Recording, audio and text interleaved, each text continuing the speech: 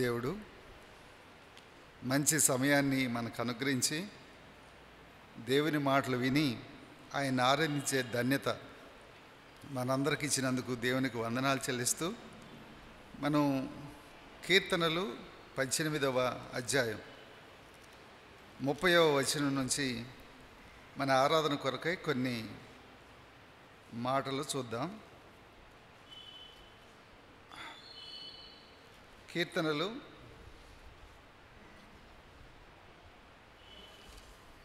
18వ అధ్యాయం 30వ వచనం నేను చదువుతున్నాను. దేవుడు యథార్థవంతుడు, యెహోవా వాక్కు నిర్మలము, తన శరణుజొచ్చు వారందరికీ ఆయన కేడెము. చిన్న ప్రార్థన చేసుకుందాం. మా ప్రేమగల తండ్రి, జీవం కలిగిన ప్రభు, మీకు కృతజ్ఞతా స్తోత్రాలు. మిమ్మల్ని ఆరాధించే మరొక ధన్యకరమైన సమయం మా అందరికి ఇచ్చినందుకు మిమ్మల్ని స్తుతిస్తున్నాం ప్రభు.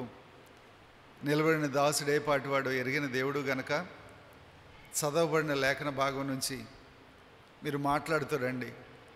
నీ స్వరాన్ని విని ఆత్మతో సత్యంతో ఆరాధించడానికి నన్ను మమ్మల్ని సిద్ధపరచమని యేసయ్య పరిశుద్ధమైన నామంలో ప్రార్థించి వేడుకుంటున్నాం తండ్రి, ఆమేన్. కీర్తన 18:30 ఏం చెప్తా ఉందంటే, దేవుడు యథార్థవంతుడు అనే మాటని వాక్యం తెలియజేస్తూ ఉంది. దేవుడు యథార్థవంతుడు అని ఎలా చెప్పొచ్చు అంటే, అక్కడ ఒక మాట రాయబడి ఉంది. ఏమనంటే, యెహోవా వాక్కు నిర్మలము అనే మాట. ఆయన యథార్థవంతుడు ఎలా అంటే, ఆయన మాట్లాడే మాటలన్నీ నిర్మలమైనవి. నిర్మలమైనవి అనంటే లోపరహితమైనవి అని అర్థం. అంటే ఏ లోపము లేనివి. అలానే ఎలాంటి ఆ మాటల్లో మనం తప్పు అనేది కనుక్కోలేం, చెడు అనేది చూపించలేం. అంత నిర్మలమైనవి దేవుని యొక్క మాటలు. ఆ నిర్మలమైన దాంట్లో ఇంకొక మాట ఏంటంటే పవిత్రమైనవి. నిర్మలము అని దేన్ని అంటారంటే, పవిత్రమైన వాటిని నిర్మలము అనే పదం కూడా వాడడం బైబిల్లో మనం చూస్తాం. ఇవన్నీ లోపం లేనివని, పవిత్రమైనవని, ఎటువంటి చెడు అబద్ధం లేనివని నిరూపితమైనవి. అంటే అవి రుజువు చేయబడ్డాయి. ఎవరి జీవితాల్లో రుజువు చేయబడ్డాయి అనంటే, మనుషుల యొక్క జీవితాల్లో దేవుని యొక్క మాటలు యథార్థమైనవి అని నిరూపించబడ్డాయి, రుజువు చేయబడ్డాయి. అది కీర్తనాకారుడు తన జీవితంలో దేవుడు అలా రుజువు చేశాడు అనే మాటని వ్యక్తం చేయడానికి ఆయన అంటాడు, దేవుడు యథార్థవంతుడు అంటాడు.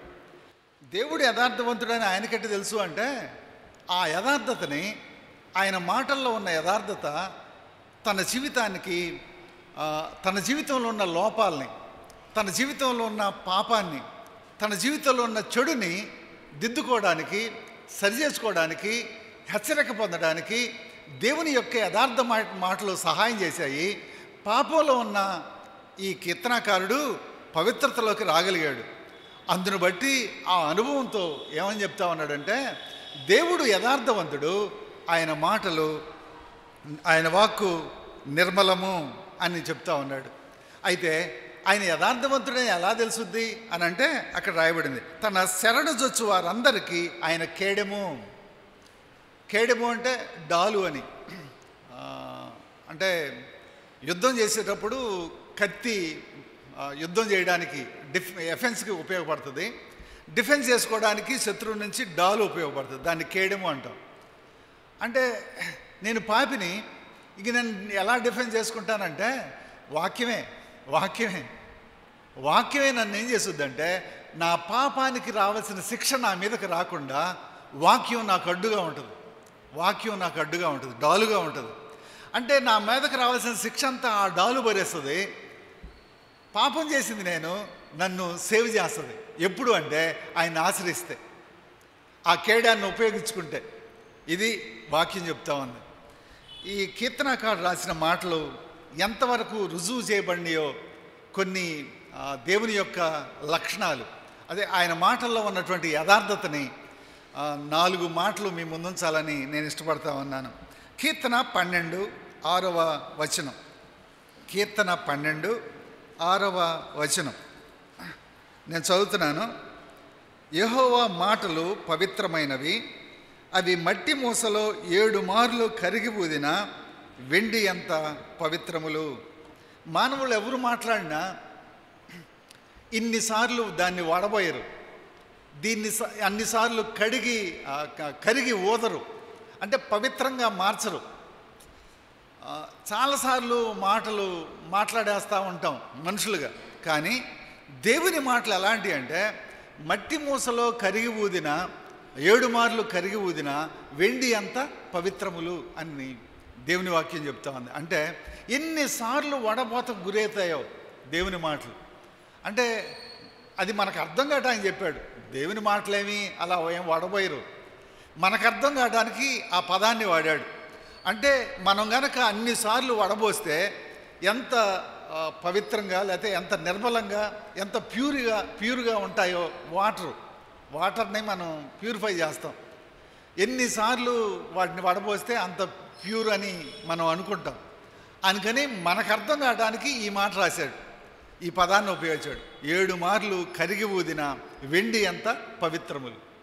అంటే ఇంక దాంట్లో ఎలాంటి డాగు, మచ్చ, కళంకం, లోపం ఇలాంటిది ఏది కనపడదు దేవుని మాటల్లో. అంత యథార్థమైనవి. అంటే అన్నిసార్లు కరిగి ఊదిన మాటలు నా జీవితాల్ని ఎంత ఆశీర్వాదకరంగా మారుస్తాయో. అంటే శాపగ్రస్తమైన జీవితాల్ని ఆశీర్వాదకరంగా మార్చగలిగినటువంటి దేవుడు ఆయన మాటలయ్యి. ఆయన యథార్థవంతుడు. ఆయన యథార్థమైన మాటలు మనల్ని పాపం నుంచి పవిత్రులుగా మారుస్తాయి, శాపం నుంచి ఆశీర్వాదకరంగా మారుస్తాయి, దుర్మార్గత నుంచి దీవెనకరంగా మార్చే అద్భుతమైన మాటలు దేవుని మాటలు అని కీర్తనకారుడు తన జీవితంలో అనుభవించి అది రుజువు చేయబడ్డాయి అని కీర్తన 18:30లో ఆ మాటలు రాశాడు. ఇవి మనకి ఎలా డాలుగా ఉపయోగపడతాయి, కేడంగా ఉపయోగపడతాయి అనే విషయాల్ని 4 మీ ముందుస్తాను. మొట్టమొదటిది కీర్తన 19వ అధ్యాయం 7వ వచనం చదువుకుందాం. కీర్తన 19వ అధ్యాయం 7వ వచనం. యెహోవా నియమించిన ధర్మశాస్త్రము యథార్థమైనది. ఇందాకే చెప్పుకున్నాం. ధర్మశాస్త్రం అన్నా, శాసనం అన్నా, ఆజ్ఞలు అన్నా, నియమాలు అన్నా ఇవన్నీ దేవుని మాటలే. యెహోవా నియమించిన ధర్మశాస్త్రము యథార్థమైనది.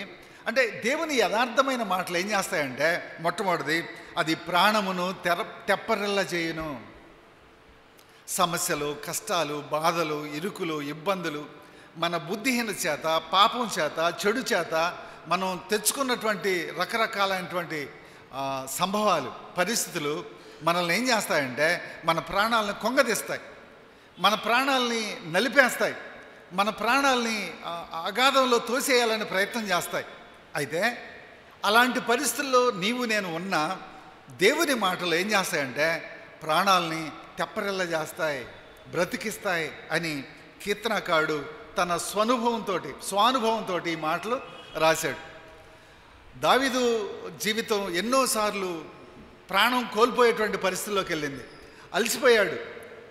ఒక మాటలు అంటాడు, ఆ పక్షులను చూసి నేను పక్షినైతే బాగుండు, ఈ సమస్యల నుంచి ఎగిరిపోతే బాగుండు అనుకుంటాడు. అలానే నా ప్రాణమా నీవేళ నాలో కుంగి ఉన్నావు అని తన ప్రాణంతో తాను అనేకసార్లు చెప్పుకుంటాడు. కుంగిపోయి విసిగి వేసారిపోయినటువంటి పరిస్థితులు దావీదు జీవితంలో అనేకం ఎదుర్కొన్నాడు. ఇలా ఎదుర్కొన్న ఆయన మరి ఎలాగా ఆయన మళ్ళా తెప్పరిల్లాడు అంటే, మళ్ళా ఎలాగా ఆయన జీవించగలిగాడు అంటే ఆయన అనుభవం రాస్తున్నాడు.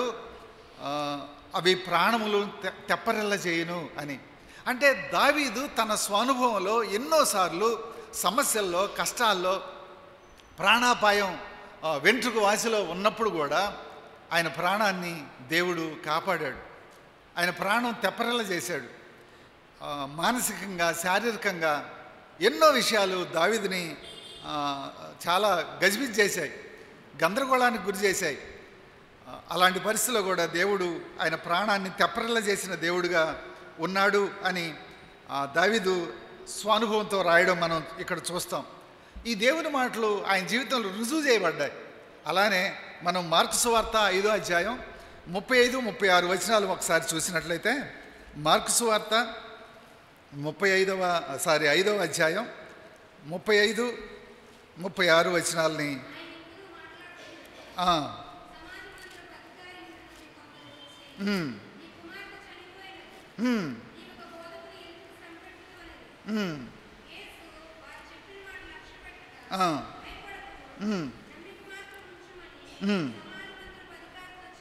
చాలు. ఇక్కడ మనం ఏం మాటలు చూస్తామంటే, ప్రాణము తెప్పరిల్లా చేసే దేవుడు, ఇది మన ఆరాధనకి మొదటి మాట. దేవుడు యథార్థవంతుడు, ఆయన మాటలు నిర్మలము, ఆయన మాటల్లో ఏ లోపం లేదు, అవి పవిత్రమైనవి, అవి ఏ లోపము లేనివి, మన జీవితాలకు ఎంతో కేడెము లాంటివి, డాల్ లాంటివి. డిఫెన్స్ చేసుకోవడానికి మనకు డిఫెన్స్ ఎవరంటే దేవుని వాక్యమే, దేవుని మాటలే. అవి మనల్ని కాపాడతాయి, భద్రపరుస్తాయి, రక్షిస్తాయి. అందుని బట్టి దేవుణ్ణి ఆరాధన చేద్దాం. మొట్టమొదటిది, ఆయన ప్రాణాన్ని తెప్పరిల్ల చేసే దేవుడు. దావీదు జీవితంలో అనేకసార్లు తెప్పరిల్ల చేశాడు. ఇక్కడ దావీదు ఒక్కడేనంటే కాదు, బైబిల్లో అనేక రుజువులు ఉన్నాయి. మనం ఇంకొక రుజువు ఏం చూస్తున్నామంటే, సమాజ మందిరపు అధికారి, ఆయన కుమార్తె చావ సిద్ధంగా ఉంది, అంటే చచ్చిపోయే పరిస్థితుల్లో ఉంది. సహజంగా మనం చచ్చిపోయే పరిస్థితులు ఉంటే ఏం చేస్తామంటే, అత్యవసర సేవలు 24/7 ఏ హాస్పిటల్ గుర్తుంటుందో అక్కడికి వెళ్తాం కదా. అది బాగా పేరు పొందారు అంటే అక్కడికి తీసుకెళ్తే ఏం జరుగుతుంది అంటే, ఏం జరుగుతుందో మనకు తెలుసు. ఎంత లాగాలో అంత లాగుతున్నారు బాగా విపరీతంగా. అలాంటి వాళ్ళని మనం చూస్తూ ఉన్నాం సమాజంలో. అయితే ఇక్కడ యేసుక్రీస్తు వారి దగ్గరికి మరి ఆయన ఎందుకు వైద్యుల్ని ఆశ్రయించలేదో మనకు తెలియదు. లేదు, ఆల్రెడీ ఆశ్రయించి నిరాశ చెందాడేమో తెలియదు, లేదా డాక్టర్లే ఇంకా లాభం లేదని చెప్పారేమో తెలియదు. ఏదేమైనా వైద్యుల్ని ఆశ్రయించాడా లేదా వైద్యులే చేతులు ఎత్తేసారా అనేది తెలియదు.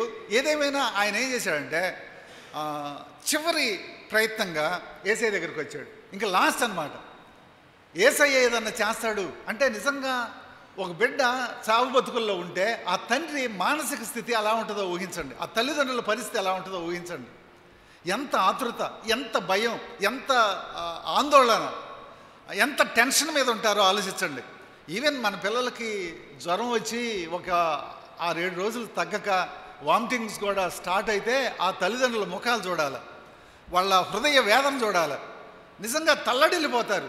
అసలు వాళ్ళు ఒక రకంగా ఆ పిల్లల బదులు మాకొస్తే బాగుండు అనుకునేటువంటి పరిస్థితి ఉంది. అయితే ఇక్కడ ఆ యాయిర్ అనేటువంటి సమాజ మందిరపు అధికారి ఎంత వేదనతో, ఆందోళనతో, దుఃఖంతో, నిరాశలో, కేవలం యేసయ్య ఏదన్నా చేస్తాడేమో అనే ఒకే ఒక్క ఆశతోటి ఆయన వస్తే, అక్కడికి వచ్చి యేసయ్యని బతిలాడుతూ ఉన్నాడు, చెప్తా ఉన్నాడు విషయాన్ని. ఈలోపు ఇంటి దగ్గర నుంచి కొంతమంది వచ్చి అన్నారు, ఆ బోధకుడిని ఎందుకు నువ్వు శ్రమ పెడతావు, నీ కుమార్తె చనిపోయింది అని బాంబు బేల్చేశారు. ఇక చూడండి, ఎంత ఆశతోటి ఎంత దూరం ప్రయాణం చేసి అతను వచ్చాడో తెలియదు, ఎంత లోపల వేదన ఉందో తెలియదు, ఎంత బాధ ఉందో తెలియదు. ఇలాంటి పరిస్థితుల్లో చచ్చిపోయింది అంటే ఆ మనిషి పరిస్థితి ఏంది? అయితే ఇలాంటి పరిస్థితుల్లో యేసయ్య ఏమన్నాడంటే, భయపడొద్దు, నమ్మిక మాత్రం ఉంచు. దేవుని మాటలు యథార్థమైనవి, అవి లోపము లేనివి, అవి మనకు కేడెము. ప్రాణం ఒక్కసారి తెప్పరిల్లింది, ఏదో చిగురాశ, చచ్చిపోయింది, ఇంకా హోప్ లేదు. కానీ నిరీక్షణ లేని ఆ పరిస్థితుల్లో దేవుడు ఒక మాట అన్నాడు. ఏమనంటే, భయపడొద్దు, నమ్మిక మాత్రం ఉంచు. ఎన్నిసార్లు మన జీవితాల్లో దేవుడు భయపడొద్దని మనల్ని ధైర్యపరిచాడు. ఒకసారి ఆలోచించండి మీ జీవితాలను. నా జీవితాన్ని ఆలోచించుకుంటే ఎన్ని సందర్భాలు ఉన్నాయో. ఒక్క మాటలో చెప్పాలంటే, ఒక నెలలోనే ఎన్నోసార్లు భయపడే పరిస్థితులు వచ్చిన సందర్భాలు ఉన్నాయి. నిజం, చాలా పరిస్థితులు ఉన్నాయి. పిల్లలు గోడ దూకి వెళ్తారు, వాడు ఇంటికి చేరలేదని ఫోన్ వచ్చుద్ది, మా అబ్బాయి మా ఇంటికి రాలేదంటారు. స్కూల్లో ప్రజెంట్ ఉంటుంది, అయిపోయాం ఇంకంతే. హెడ్ మాస్టర్ నుంచి అందరం ఉద్యోగాలు సస్పెండే. పోయింది పిల్లాడు, కానీ అందరూ సస్పెండ్ చేస్తారు. అట్లా ఎన్ని ఉంటాయో. పిల్లలు ఆడుకుంటూ పడతారు, చెయ్యో ఏదో ఇరుగుద్ది, తీసుకెళ్ళి వైద్యం చేపిస్తాం, కానీ తల్లిదండ్రులు ఊరుకోరు, చాలా గొడవ చేసేవాళ్ళు ఉంటారు. ఇట్లా ఎన్నో, అసలు నెలలోనే ఎన్నో అట్లానే కుటుంబంలో ఇలా సంఘపరంగా ఇంకా రకరకాల సమాజపరంగా ఇలాగ. అయితే ఎన్నో పరిస్థితుల్లో దేవుడు ప్రాణాన్ని ఆయన మాట తెప్పరిల్ల చేసింది. ఇప్పటికీ ఏదన్నా ఒక భయపడే పరిస్థితి వస్తే అనుకుంటాను, ఇన్ని పరిస్థితుల్లో గుర్తు చేసుకుంటా ఒకసారి, ఇన్ని భయంకరమైన పరిస్థితుల్లో నువ్వు సహాయం చేసావు, దీంట్లో కూడా ప్రభువా నువ్వే నాకు సహాయకుడివి అని ఆ ధైర్యంతో ఉంటాం. నిజంగా దేవుని అద్భుతం. రెండవ మాటకు వద్దాం. ఆయన మొట్టమొదటిది మనం ఆరాధించడానికి ఆత్మతో సత్యంతో. నీ జీవితంలో ఎన్నిసార్లు భయపడొద్దు అన్నాడు దేవుడు. నీ ప్రాణాలు కుంగిపోయిన పరిస్థితి, నిరాశలో కూరుకుపోయిన పరిస్థితి, అలాంటి పరిస్థితుల్లో ఒక్కసారి తెప్పరల్ల చేసిన దేవుడుగా ఎన్నిసార్లు ఉన్నారో ఆలోచించుకొని దాన్ని బట్టి దేవుణ్ణి ఆరాధన చేద్దాం. రెండవ మాట 7వ వచనం, యెహోవా శాసనము నమ్మదగినది, అది బుద్ధిహీనులకు జ్ఞానము పుట్టించును. దావీదు ఎన్నోసార్లు అంటే ఆయన బుద్ధిహీనమైన పనులు చేశాడు. ఊరియాని చంపించాడు, బత్షెబతో పాపం చేశాడు. బుద్ధిహీనమైన పని. ఒక దైవజనుడు అసలు కల్లో కూడా ఊహించినటువంటి విషయం అది. అయితే ఆ బుద్ధిహీనమైన పని చేసినప్పుడు ఏం చేసిందంట, యెహోవా శాసనము నమ్మదగినది, అది బుద్ధిహీనులకు జ్ఞానం పుట్టించింది ఆయనకి. అందుకే ఆయన 51వ కీర్తన రాశాడు, అయ్యా నీ సేవకునికి ఆ రక్షణానందం మళ్ళీ నాకు పుట్టించు, నా పాపాన్ని హిస్సోపుతో కడుగు అని పశ్చాత్తాపంతో విలపించినటువంటి వ్యక్తిగా దావీదు ఉన్నాడు. అంటే యెహోవా శాసనం ఏం చెప్తా ఉందంటే, దేవుని మాటలు ఏం చెప్తా ఉన్నాయి అంటే, బుద్ధిహీనమైన పనులు చేస్తే పశ్చాత్తాపడి ప్రభు పాదాల పడితే క్షమించే దేవుడు ఉన్నాడు, ఆయన కేడవ నీకు అని దావీదు జీవితం మనకు తెలియజేస్తూ ఉంది. దావీదు జీవితం పరిశుద్ధంగా జీవించాలనే బుద్ధి నాకు లేదు, ప్రేమ కలిగి జీవించాలనే బుద్ధి నాకు లేదు. అయితే ఆ బుద్ధి దేవుడిచ్చాడు, దేవుని వాక్యం ఇచ్చింది. ఇప్పటికి కూడా చాలాసార్లు పరిశుద్ధత విషయంలో దేవుని వాక్యమే నాకు కేడంగా ఉంది. దావీదు కేడంగా ఉంది, మనందరికి కేడంగా ఉంది. లేకపోతే నేను ఖచ్చితంగా పరిశుద్ధంగా జీవించగలను అని మాట్లాడగలిగే, ధైర్యంగా చెప్పగలిగే ఒక్క వ్యక్తిని చూపించండి భూమి మీద తనంతట తానుగా. లేదు, దేవుని సహాయం లేకుండా మనం ఎవ్వరూ పరిశుద్ధులుగా జీవించలేం. లోకానికి వేరే జీవించడం, పరిశుద్ధంగా జీవించడం అంటే అర్థం ఏంటంటే లోకానికి వేరే జీవించడం మన వల్ల కాదు, దేవుడే మనకు సహాయం చేస్తాడు. దేవుని వాక్యం లోకానికి వేరే జీవించేలా మనకు సహాయం చేస్తూ ఉంది, మనకు బుద్ధి పుట్టిస్తూ ఉంది. ఓహో ఇది చేయకూడదా, వీళ్ళల్లో కలవకూడదా, అలాంటి వాటిలో పాల్గొనకూడదా, ఈ జ్ఞానం ఎవరిచ్చారు? దేవుని వాక్యం. కనుక మనకు ప్రాణాలని తెప్పరిల్ల చేయడమే కాదు, రెండవదిగా నీతి న్యాయాలు కలిగి జీవించడం, సత్యాన్ని హత్తుకొని బతకడం దేవుని యథార్థమైన మాటల వల్లే కలుగుతుంది. అలానే ఇతరులకు మంచి చేసే జీవితం జీవించడం, అది మనిషి వల్ల కాదు. మనిషి స్వార్థపరుడు, సహజంగా స్వార్థపరుడు. అయితే మంచి చేసే జీవితం ఎలా వస్తుంది అంటే దేవుని వాక్యం చెప్పుద్ది, నువ్వు మంచి కోసమే నేను ఎంచుకున్నాను, నువ్వు సత్క్రియలు చేయడానికే నిన్ను ముందుగా సిద్ధపరచుకున్నాను. దేవుని వాక్యం యథార్థమైంది, అది మన జీవితాలని బుద్ధి కలిగి జీవించేలా సహాయం చేస్తూ ఉంది. అందును బట్టి దేవా నా ప్రాణాలని పలానప్పుడు తెప్పరల్ల చేసావు, ఎన్నోసార్లు తెప్పరల్ల చేసావు, నిన్ను ఆరాధిస్తున్నా. రెండవది బుద్ధి లేని నాకు బుద్ధి కలగజేస్తున్నాయి నీ మాటలు, అందుకే నేను ప్రేమ కలిగి ఉండగలుగుతున్నా, పరిశుద్ధంగా లోకానికి వేరే జీవించగలుగుతా ఉన్నా, మంచి చేయగలుగుతున్నాను అంటే అది కేవలం నీ వాక్యం యథార్థమైంది, నన్ను నడిపిస్తుంది, నాకు కేడంగా ఉంది, డాలుగా ఉందని దేవుని ఆరాధన చేద్దాం. మూడవ మాటకు వద్దాం. కీర్తన 19:8 వచనం. కీర్తన 19:8 వచనం. యెహోవా ఉపదేశములు నిర్దోషమైనవి, ఆయన మాటలు నిర్దోషమైనవి. ఎలాంటి లోపం లేవు, ఎలాంటి దోషం లేదు. అవి హృదయమును సంతోషపరచును. అవి ఏం చేస్తాయంటే హృదయాన్ని సంతోషపడతాయి. ఇప్పుడు దావీదు కన్న కొడుకే చంపుదామని చూశాడు. సొంత మామే దేశం నుండి తరివాడు. అంటే చిక్కితే చంపేవాడు. సొంత కొడుకు తన భార్యల్ని పాడు చేశాడు. సొంత కొడుకు. అసలు ఆ గుండె ఎలా తట్టుకుంటుంది? అతను మళ్ళీ సంతోషించగలడా? అలాంటి జీవితం జీవించిన, అలాంటి జీవితంలో కూడా వెళ్ళిన దావీదుకి మళ్ళీ సంతోషం కలుగుద్దా? తన సొంత భార్య మీకాల్ని సొంత మామే పల్తీయాలని ఇంకొకటికి ఇచ్చి పెళ్లి చేశాడు తను బతికుండగానే. ఇన్ని దారుణమైనటువంటి సంఘటనలు జీవితంలో జరుగుతుంటే సంతోషంగా ఎలా ఉండగలడు? కానీ దావీదే అంటున్నాడు, చూడండి ఏమంటున్నాడు, యెహోవా ఉపదేశములు నిర్దోషమైనవి, అవి హృదయమును ఏం చేస్తాయి? సంతోషపెడతాయి. సంతోషం ఏదో పరిస్థితుల వల్ల రాదు, ప్రభు వల్ల వచ్చుద్ది. కారణం ప్రభు మాటలు యథార్థమైనవి, అది నాకు సంతోషాన్ని కలిగింది. పరిస్థితులు కాదు నన్ను సంతోషపెట్టాయి, ప్రభువు నన్ను సంతోషపెడతాడు. నా సంతోషానికి కారణం ప్రభు అంటా ఉన్నాడు దావీదు. లూకాసు వార్త 19:10 మనం చూస్తే అక్కడ ఒక మాట రాయబడింది. 19:10 చూద్దాం. లూకాసు వార్త 19:10. దీంతో మనం ఆరాధనకి వెళ్దాం.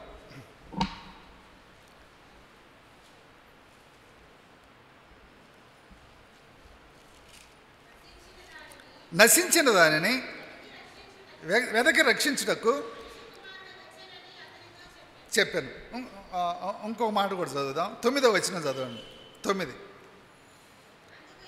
అందుకు యేసు, ఇతడును అబ్రహాము కుమారుడే, ఎందుకనగా నేడు ఈ ఇంటికి రక్షణ వచ్చి ఉన్నది. ఈ మాటలనే ముందు ఆ ఊరంతా, అంటే జక్కయ్యకి తెలిసిన వాళ్ళంతా, ఆ ఊర్లో తనకు పరిచయమైన వాళ్ళంతా, జక్కయ్య గురించి, జక్కయ్య జీవిత విధానం గురించి తెలిసిన వాళ్ళంతా ఏమన్నారంటే, పాపి అయిన ఈ మనుషుడు అంటున్నారు. జక్కయ్యకి ఎంతమంది తెలుసో, జక్కయ్య గురించి ఎంతమంది తెలుసుకున్నారో వాళ్ళందరూ అనే మాట ఏంటంటే ఆ ఊర్లో, పాపి అయిన ఈ మనుషుడు. పోనీ సాటుగా అంటున్నారా? కాదు, ఎదురుగా అంటున్నారు. ఎదురుగా, మొహం మీద ఎదురుగా పాపి అయిన ఈ మనుషుడు అంటా ఉన్నారు. ఈ పాపి అయిన ఈ మనుషుడు అంటా ఉంటే అతనికి సంతోషం ఎక్కడి నుంచి వస్తుందండి? అందరు పాపి అంటే ఎంత సంపాదిస్తే ఉపయోగం ఉంది? ఎంత పోగేసుకుంటే ఉపయోగం ఉంది? ఎన్ని బిల్డింగ్లు కట్టుకుంటే ఉపయోగం ఉంది? అందరూ పాపి అంటుంటే, ఒక్కడు మంచివాడు అనబోతుంటే. అయితే యేసయ్య ఒక మాట అన్నాడు. ఏమనంటే, ఇతడును అబ్రహాము కుమారుడే. అందరూ పాపి అంటున్నారు. దేవుడు తన మాటని డాలుగా జక్కయ్య ముందు ఉంచాడు. ఏమనంటే, డిఫెన్స్ చేశాడు జక్కయ్యని. ఇతడును అబ్రహాము కుమారుడే, నేడు ఈ ఇంటికి రక్షణ వచ్చింది. దేవుని మాటలు జక్కయ్యని, అందరూ పాపి అని ఒక పక్క అంటుంటే, ఒక్క యేసయ్య ఇతడు అబ్రహాము కుమారుడు, ఈ ఇంటికి రక్షణ వచ్చింది అంటే ఎంత సంతోషం కలిగి ఉంటుందో ఆలోచించండి. అదే వాక్యం చెప్తా ఉంది, దేవుని యథార్థమైన యెహోవా ఉపదేశములు నిర్దోషమైనవి, అవి హృదయమును ఏం చేస్తాయి? సంతోషపరుస్తాయి. నిజంగా పరిస్థితులు కొన్నిసార్లు నిరాశగా ఉన్నా, శ్రమల్లో ఉన్నా, కష్టాల్లో ఉన్నా, వాక్యం చదువుకుంటా ఉన్నప్పుడు, లేకపోతే వాక్యం వింటా ఉన్నప్పుడు అనేక మంది సంతోషంతో నింపబడ్డ పరిస్థితులు ఉన్నాయి. నా జీవితంలో ఉన్నాయి. నా జీవితం పరిస్థితులు ఏమో వేరుగా కనపడతా ఉంటాయి, కానీ దేవుని వాక్యం, నేనున్నాను, భయపడొద్దు, నిన్ను స్వస్థపరుస్తాను, నీకు నేను తోడుగా ఉంటాను, నిన్ను కాపాడుతాను, నిన్ను భద్రపరుస్తాను, ఎవరు ఏ అపాయం నీ గుడారం సమీపించకుండా నేను ఉంటాను, రెండంతలుగా నేను నీకు మేలు చేస్తాను. ఇలాంటి పదాలు ఉన్నాయి. భయపడొద్దు, విచారపడొద్దు, ఇలాంటి పదాలు ఎన్నిసార్లు మన జీవితాల్లో సంతోషాన్ని కలిగించాయో. ఒక పక్క సంతోషం లేని పరిస్థితులే, కానీ దేవుని వాక్యం, దేవుని మాటలు మనల్ని సంతోషపరిచాయి. అందుని బట్టి దేవుని ఆరాధన చేద్దాం. 4 మాటలు మీ ముందుస్తున్నాను, 3 మాటలు మీ ముందుస్తున్నాను. 4 మాటలు. 1, దేవుడు యథార్థవంతుడు, ఆయన మాటలు లోపం లేనివి, అవి మన మానవుల జీవితాల్లో రుజువు చేయబడినవి, అవి దాంట్లో ఏ దోషం లేదు, అవి నిర్మలమైనవి, పవిత్రమైనవి. అందును బట్టి దేవా, ఇంత యథార్థమైన, నిర్మలమైన, లోపము లేని మాటలు కలిగిన ఒకే ఒక్క దేవుడివి నువ్వు, అందును బట్టి నిన్ను ఆరాధిస్తున్నానని ఆరాధన చేద్దాం. 2వది, అక్కడ రాయబడింది, దేవుని మాటలు ప్రాణమును తెప్పరల్లా చేసేయి. మన ప్రాణాలని ఎన్నోసార్లు దేవుని మాటలు తెప్పరల్ల చేశాయి. ఆ అనుభవం కలిగిన వాళ్ళగా దేవుణ్ణి ఆరాధన చేద్దాం. మూడవదిగా ఆయన మాటలు నమ్మదగినవి, అవి బుద్ధిహీనులకు జ్ఞానాన్ని పుట్టించాయి. మనం బుద్ధిహీనమైనటువంటి పనులు చేసి ఎన్నోసార్లు నష్టాన్ని తెచ్చుకున్నాం. కొన్నిసార్లు ఆ నష్టం పూడ్చలేంది. అయితే దేవుని మాటలు మనల్ని జ్ఞానం వైపు, తెలివి వైపు, పవిత్రత వైపు, నీతి వైపు, సత్యం వైపు, మంచి వైపు మనల్ని నడిపిస్తున్నాయి. మనం ఏదన్నా పరిశుద్ధంగా, నీతిగా, సత్యంగా, ప్రేమగా ఉన్నామంటే అవి ఎవరి మాటల వల్ల? దేవుని మాటల వల్ల. అందుని బట్టి దేవుని ఆరాధన చేద్దాం. నాలుగవదిగా దేవుని ఉపదేశాలు అవి నిర్దోషమైనవి, అవి హృదయమును సంతోషపరుస్తాయి. ప్రభువా, నీ మాటలు నా సంతోషానికి ఆధారం, నా సంతోషానికి మూలం. నేను ఇప్పుడు సంతోషంగా ఉన్నానంటే కేవలం నీ మాటలేనయ్యా, నీ మాటలే అని దేవుణ్ణి ఆరాధన చేద్దాం. తల్ల వంచి కళ్ళు మూసుకున్నట్లయితే ఆరాధనలోకి వెళ్దాం. మొదటిగా